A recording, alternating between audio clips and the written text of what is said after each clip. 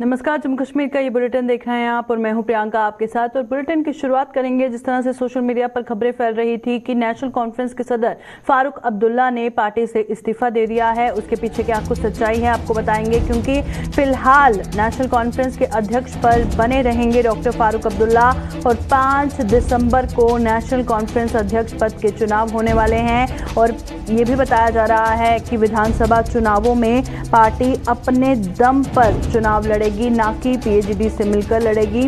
उस पर भी तमाम जानकारी आप तक पहुंचाएंगे। फिलहाल फारूक अब्दुल्ला की तरफ से यही कहा गया है कि मैं अभी भी पार्टी का सदर हूं और सिर्फ कुछ लोग कयास लगा रहे हैं कि उन्होंने रेजिग्नेशन दिया है, जो कि जिसके पीछे बिल्कुल भी सच्चाई नहीं है। ये सिर्फ और सिर्फ अफवाह ही हैं। और वहीं पर उन्होंने ये भी कहा है कि फिलहाल मैं नेशनल कॉन्फ्रेंस का सदर हूं और तब तक अपने कदम पीछे नहीं लूँगा जब तक उसे कंटिन्यू करने के लिए जो है नेक्स्ट रिस्पॉन्सिबिलिटी नहीं मिल जाती है।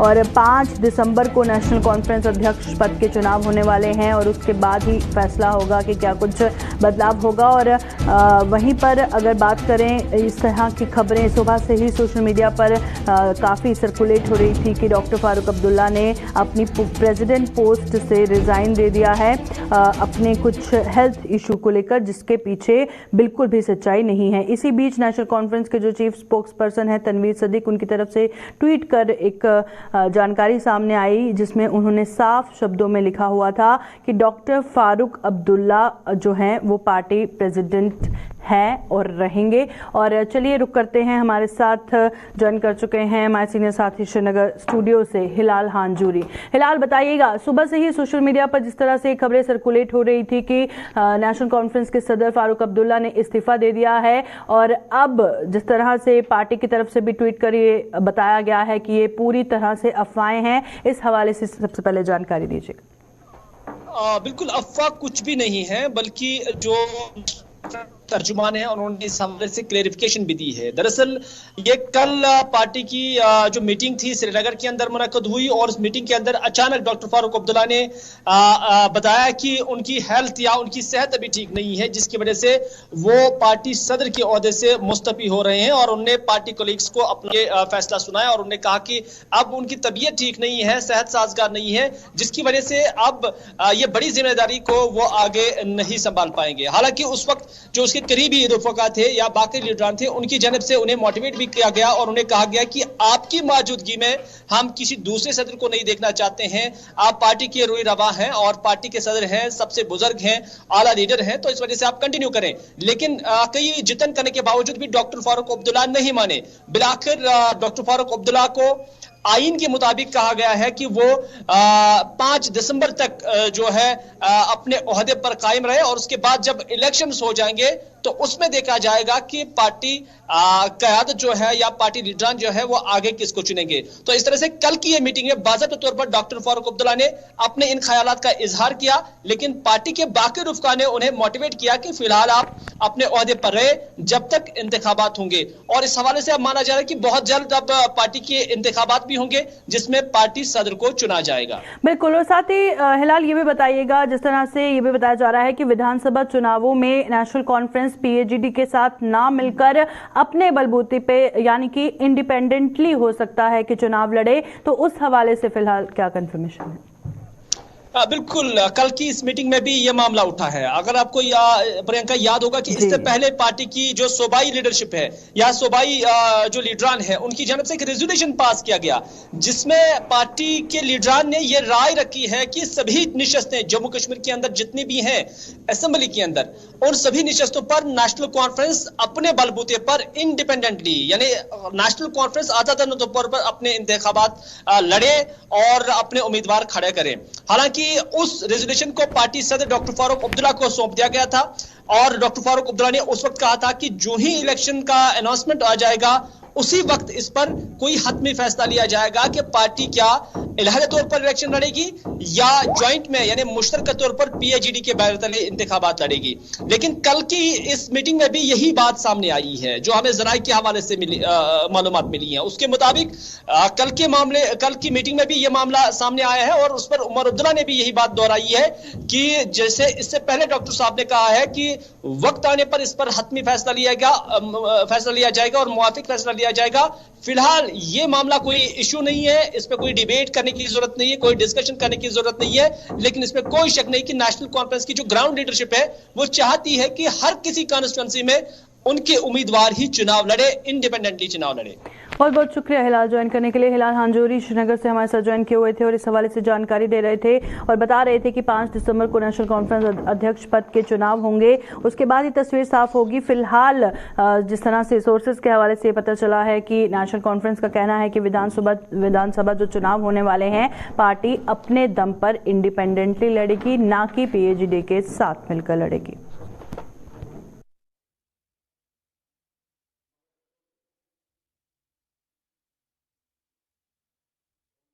तो चलिए अब बात कर लेते हैं ट्रैफिक रूल्स के वायलेशन की, क्योंकि अगर हम ओवर स्पीडिंग की बात करें तो कितने सारे लोगों की जान ओवर स्पीडिंग से जा चुकी है और कितने लोगों की जा सकती है इसका अंदाजा हर कोई लगा सकता है। हम जम्मू की बात करेंगे। जम्मू के ग्रामीण हलकों में यातायात नियम कोई भी मायने नहीं रखते हैं। यात्री वाहनों में ओवरलोडिंग स्टूडेंट्स की जानों के लिए एक बड़ा खतरा बनी हुई है और ग्रामीण हलकों में यात्री वाहनों की संख्या में जो कमी है वो बिल्कुल भी पूरी नहीं हो पा रही है और ट्रैफिक पुलिस भी मूक दर्शक बनकर तमाशा देख रही है। अब देखिए, हम बात कर रहे हैं ग्रामीण इलाकों की, दूर दराज के इलाकों की। वहां पर इक्का दुक्का अगर कोई पब्लिक ट्रांसपोर्ट चलता है तो सारे उसी के जरिए आते जाते हैं। सबसे पहले तो ये देखने की ज़रूरत है कि जो वो पब्लिक ट्रांसपोर्ट है चलाने वाला, उसको ये समझने की ज़रूरत है कि जितनी कैरिंग कैपेसिटी है उसमें उससे ज़्यादा उसको पैसेंजर्स नहीं बिठाने। हो गई एक बात। दूसरी कि अगर इंतज़ामिया को भी ये सोचने की ज़रूरत है कि इतनी आबादी वाला ये इलाका है, इतने लोग जो हैं आते जाते हैं पब्लिक ट्रांसपोर्ट के माध्यम से, तो अगर इक्का दुक्का है उसको बढ़ा दिया जाए ताकि लोग भी मजबूर ना हो इस तरह से उस पब्लिक ट्रांसपोर्ट पे चढ़ने के लिए और अपनी जानों को खतरे में डालने के लिए। हम जम्मू की बात कर रहे हैं, जम्मू के ग्रामीण हलकों की बात कर रहे हैं, जहां पर जो पब्लिक ट्रांसपोर्ट हैं वो ओवरलोडिंग कर रहे हैं, जो कि स्टूडेंट्स के लिए एक बड़ा खतरा बनी हुई है। तस्वीरें हम आपको दिखा रहे हैं फिलहाल, जहां पर आप साफ तौर पर देख सकते हैं कि पब्लिक ट्रांसपोर्ट पर कैसे ओवरलोडिंग हो रही है और कैसे जो स्टूडेंट्स हैं कैसे इसमें सवार हैं और अपनी जान को खतरे में डाल के अपने घर की ओर जा रहे हैं। तो चलिए जम्मू का रुख करते हैं। रितिका राजपूत हमारे साथ इस लाइव में ज्वाइन कर चुकी हैं। रितिका, बताइएगा कौन सा इलाका है यहाँ से जो कि ये जो वीडियो वायरल हो रहा है, जहां पर साफ तौर पर देखा जा रहा है कि ओवरलोडिंग इतनी हद तक की गई है कि कई बच्चों की जानें खतरे में है। रितिका, बिल्कुल आपको बता दें कि जम्मू से जो मिनी बस स्टैंड के लिए अलग अलग यहाँ पे स्टैंड बनाए गए हैं, वहां से जाने वाली तमाम गांवों की तरफ जितने भी मेट्रोडोर्स हैं, यहाँ पे सिटी एरिया में जो तमाम मेट्रो चलती हैं, हर एक मेट्रोडोर का यही हाल है। यहाँ पे एक्स्ट्रा सवारियां चढ़ा ली जाती है, जबकि सीटिंग कैपेसिटी की मैं बात करूं सिर्फ 23 के हिसाब से सीटिंग कैपेसिटी मेट्रोडोर्स में होती है। परंतु लगातार लोगों की शिकायतें जो है वो बढ़ती जा रही है कि मेट्रोडोर्स में ओवर क्राउडिंग की जा रही है, एक्स्ट्रा सवारियों को चढ़ाया जाता है, बैठने के अलावा मेट्रो के अंदर तो खड़ी होती ही है। जैसे कि विजुअल्स अभी आपने देखे, मेट्रो के पीछे भी स्टूडेंट्स को लटकाया गया, यानी कि विद्यार्थियों की जान को खतरे में डाला गया है। और रोड की कंडीशन से भलीभांति परिचित है सब लोग, तो ऐसे में कहीं ना कहीं तमाम बच्चों की जिंदगी को खतरे में डाला जा रहा है और जो ड्राइवर है वो अपनी लाइफ को खतरे में डालने के साथ साथ पैसेंजर और रोड पे चलने वाले दूसरे पैसेंजर्स की लाइफ को भी खतरे में डालते हुए नजर आ रहे हैं। बिल्कुल रितिका, बताइएगा, क्योंकि एक जगह से दूसरी जगह ये जो पब्लिक ट्रांसपोर्ट है इन बच्चों को पहुंचा रहा है, तो जाहिर तौर पर कहीं ना कहीं नजर तो पड़ ही जाती है ट्रैफिक डिपार्टमेंट की, ट्रैफिक कॉप्स की। तो कोई नाका नहीं लगा हुआ है, किसी को पता नहीं चल रहा है कि इतनी जाने खतरे में हैं, ट्रैफिक रूल को वायलेट कर रहे हैं, सरेआम वायलेट कर रहे हैं, किसी बात का कोई भी डर नहीं है। अगर डर नहीं है तो जाहिर तौर पर वहां पर स्ट्रिक्टनेस नहीं है, तभी बिल्कुल धड़ल्ले से इस तरह से गाड़ी में ओवरलोडिंग की जा रही है।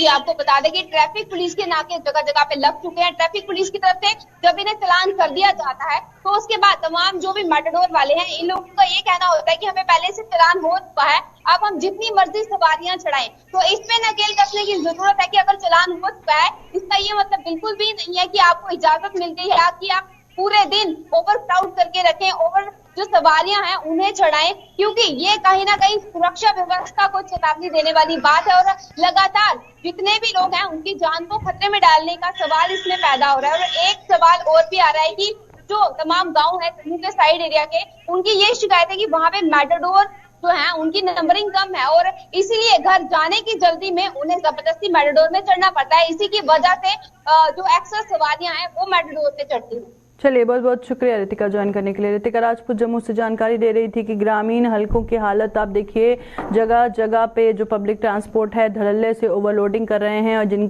जिनको किसी बात का डर नहीं है, पर इन बच्चों को तो एटलीस्ट डर होना चाहिए कि इनका घर पे कोई इंतजार कर रहा है और उसके बावजूद अपनी जान पे को खतरे में डाल के ऐसे गाड़ी पर चढ़े हुए हैं।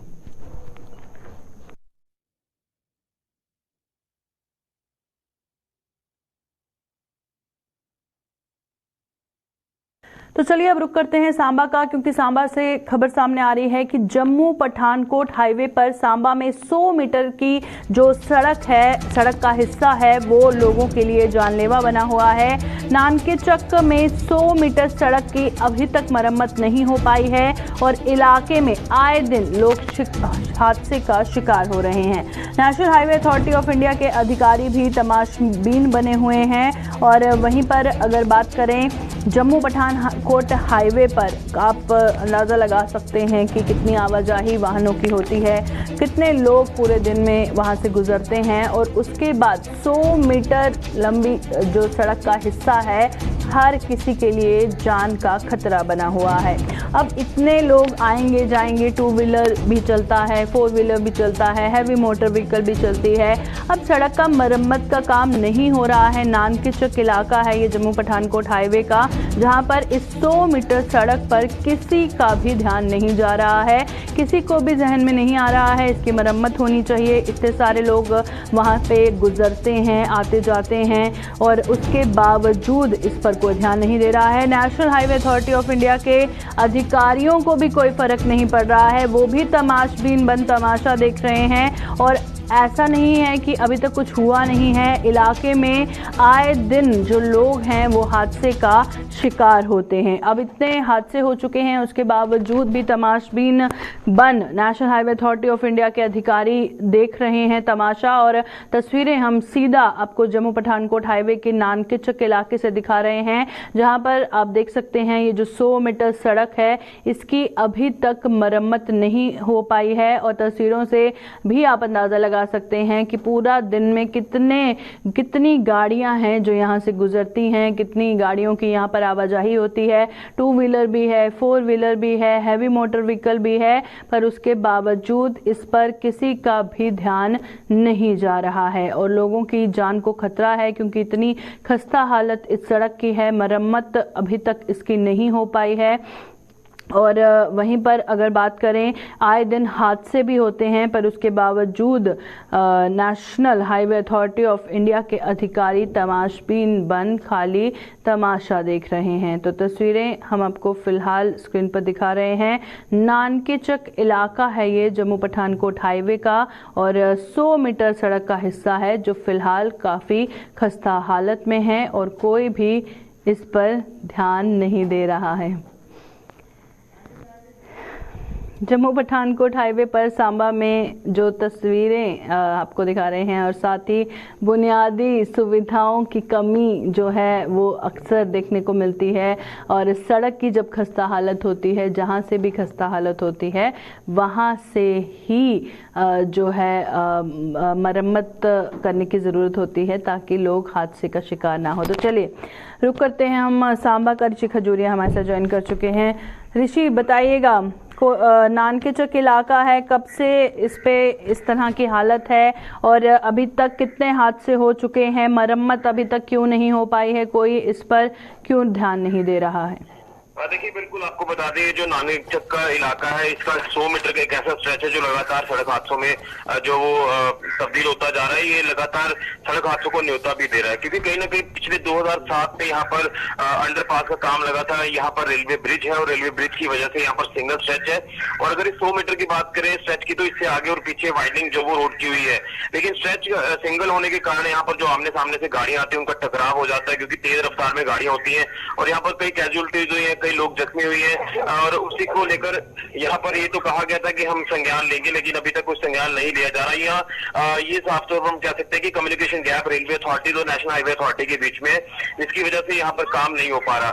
और इसी को लेकर लगातार लोग भी ये प्रशासन को गुहार लगा रहे कि जल्द से जल्द इस अंडरपास का काम जो वो कंप्लीट किया जाए। और यहाँ लोगों की बात करें, उनको भी यहाँ घरों से निकलते ही खतरा बन जाता है कि न जाने वो कब सड़क हादसों का शिकार हो जाए। यहाँ पर दुकानदार है, वो साफ तौर पर कहते हैं कि कोई ऐसा दिन खाली नहीं जाता जब यहाँ सड़क हादसे पेश नहीं आते। उसी को लेकर लगातार लोग गुहार लगा रहे हैं। और बीते दिनों में भी जो सड़क हादसा पेश आया था वो भी इसी इलाके में पेश आया था। इसी को लेकर ये बार बार अगर इस एरिया को लेकर हम बात कर रहे हैं तो ये एक्सीडेंट प्रोन एरिया जो वो साबित हो चुका है और यहाँ कंजेशन होने के कारण ही सड़क हादसे जो पेश आ रहे हैं। अब देखना यह है कि रेलवे अथॉरिटीज और यहाँ नेशनल हाईवे अथॉरिटी क्या कुछ संज्ञान लेते हैं।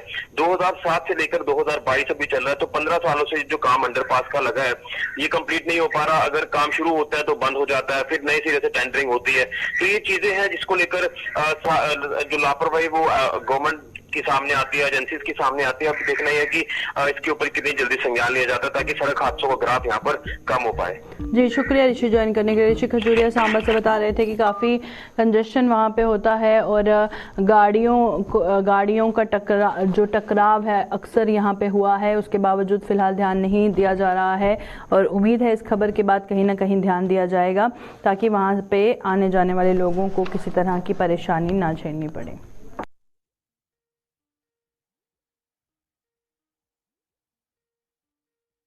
तो चलिए अब रुक करते हैं डोडा का। और डोडा के लोग परेशान हैं क्योंकि जो लंबे बिजली के कट वहां पे लग रहे हैं उसको लेकर लोगों ने मांग उठाई है कि इसमें बदलाव होना चाहिए।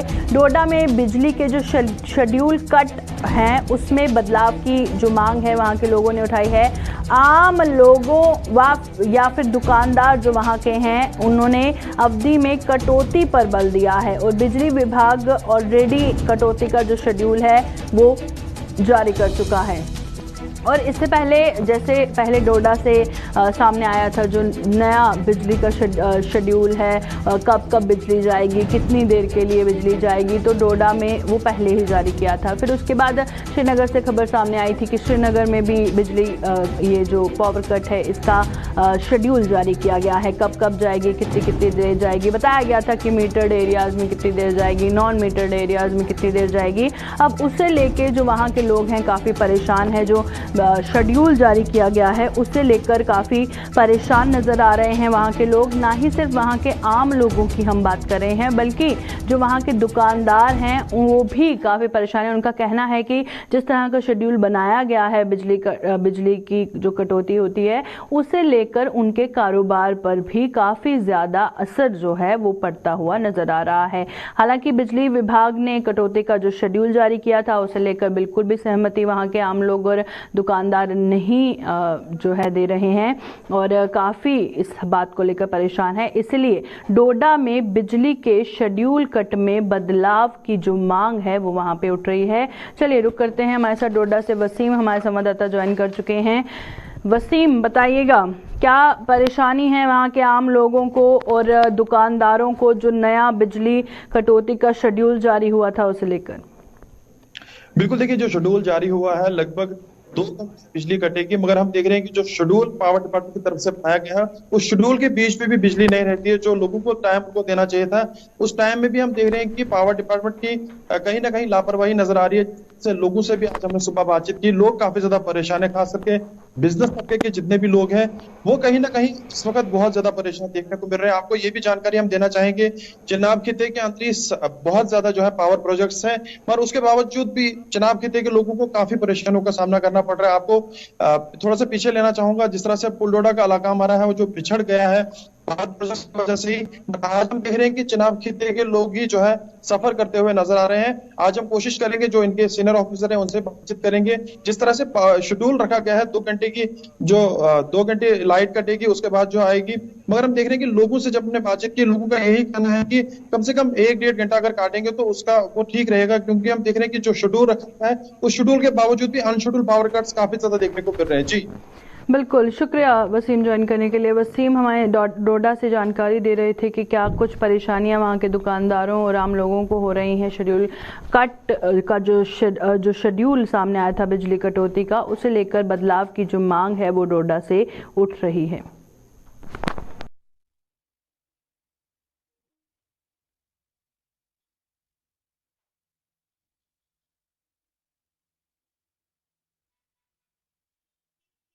तो चलिए अब रुक करते हैं रामबन का, और रामबन से खबर सामने आ रही है कि रामबन का कांगा गांधरी सड़क मार्ग जो है उसकी मरम्मत को लेकर वहां के लोग मांग उठा रहे हैं। और रामबन में कांगा गांधरी सड़क मार्ग पर जो विवाद है वो उपज रहा है और लोगों ने प्रदर्शन कर सड़क की मरम्मत की मांग उठाई है।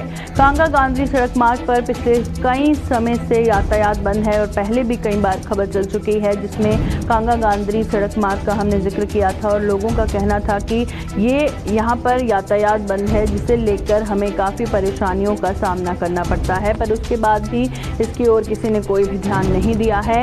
और रामबन की बात कर रहे हैं हम, जहाँ पर कांगा गांधी सड़क मार्ग पर विवाद जो है वो लगातार उपज रहा है और लोग जो प्रदर्शन कर रहे हैं और मांग उठा रहे हैं कि वहाँ की सड़क की मरम्मत की जो मांग है उसे उठाया जा रहा है। कांगा गांधी सड़क मार्ग पर पिछले कई समय से जो यातायात है वो पूरी तरह से बंद है। और क्या कुछ कहना है वहाँ के लोगों का, हम जानेंगे थोड़ी देर में। नदीम हमारे संवाददाता रामबन से ज्वाइन करेंगे और जानेंगे कि लोगों को क्या कुछ परेशानी हो रही है, कितनी देर से परेशानी हो रही है। तस्वीरें सीधा हम आपको दिखा रहे हैं कौन सा कांगा गांधरी सड़क मार्ग है और जहाँ पर आज हम विकास की बात करते हैं। आप साफ तौर पर देख सकते हैं लोगों को किस तरह से वहाँ पर गुजरना पड़ता है, कैसे एक जगह से दूसरी जगह जाते हैं और कई बार वो गुहार लगा चुके हैं सड़क की मरम्मत को लेकर, पर अभी तक उनकी मांग किसी ने नहीं सुनी है, किसी ने इस पर गौर नहीं फरमाया है, जिसे लेकर एक बार फिर वहां के जो लोग हैं वो सड़कों पर उतरे हैं और इस को लेकर मांग कर रहे हैं। और रामबन का कांगा गांधरी सड़क मार्ग है जहां से हम ये आपको तस्वीरें दिखा रहे हैं, जिसकी मरम्मत की मांग काफ़ी देर से वहां के लोगों को जो है लोग उठा रहे हैं। और लोगों ने आज भी प्रदर्शन कर, आप देख सकते हैं सड़कों पर बैठकर कैसे नारेबाजी कर रहे हैं और काफ़ी जो वहाँ के लोकल्स हैं वो एक साथ हुए हैं और प्रदर्शन कर जो मांग है वो उठा रहे हैं सड़क की मरम्मत की।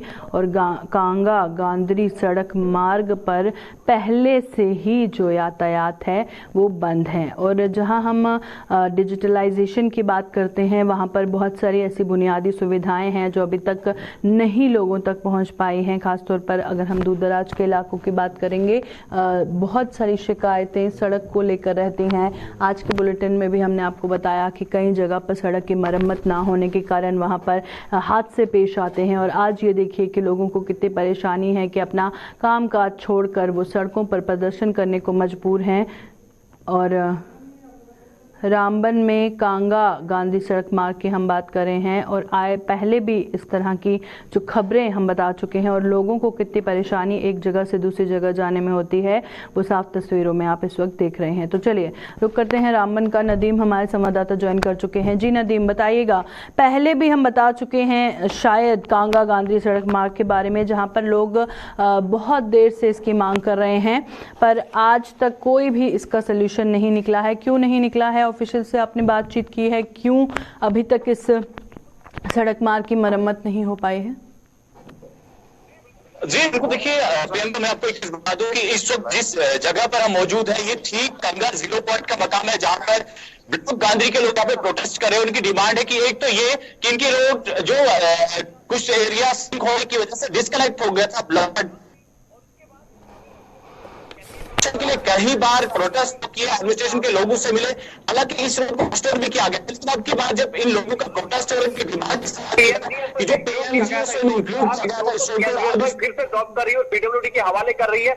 इसको लेकर आज ये लोग अपना जो है यहाँ पे गुस्सा जाहिर कर रहे हैं, गम व गुस्से के अंदर है, और लोगों की ये डिमांड है कि हमारी रोड को PMGSA के अंदर ही रहने दिया जाए, PMGSA ही इनसे आगे काम करो, जो भी पार्ट इसका सिंक हुआ है उसे रेस्टोर करके लोगों को राहत पहुंचाई जाए। क्योंकि अगर आज की डेट की हम बात करें, जब हम लोगों से बात कर रहे थे तो लोगों का ये कहना है कि जो एसेंशियल कमोडिटीज है, जहां पहले ही उनकी अगर प्राइसेस की बात करें हाइक देखने को मिल रहा है, लेकिन उसके साथ साथ में अगर ये रोड का जो पार्ट सिंक हुआ है उसके बाद आसमान छू रही है वहां पे जो एसेंशियल कमोडिटीज के प्राइसेस हैं, तो उनको लेकर तमाम लोग परेशान है। पेशेंट को हॉस्पिटल ले जाना है, अगर स्टूडेंट्स को स्कूल तक पहुंचना है, स्टाफ को डिफरेंट ऑफिस या स्कूल तक पहुंचे, तो परेशानियां सबके सामने है। अगर से आज हम बात करें, हमारे पास DDCs है, BDCs है, जो भी PRIs है, वो यहाँ पर प्रोटेस्ट कर रहे हैं, रोड को ब्लॉक किया है। ये जो आप मेरे पीछे देख रहे हैं, बिल्कुल ये वो लोग हैं जो प्रोटेस्ट कर रहे हैं, और अभी एजुकेशन के लोग भी यहाँ पर पहुंचे हैं और लोगों से बराबर बात करने की कोशिश कर रहे हैं कि किस तरह से इसको सॉर्ट आउट किया जाए। और जहां लगभग 2 घंटे से ये रोड बंद है,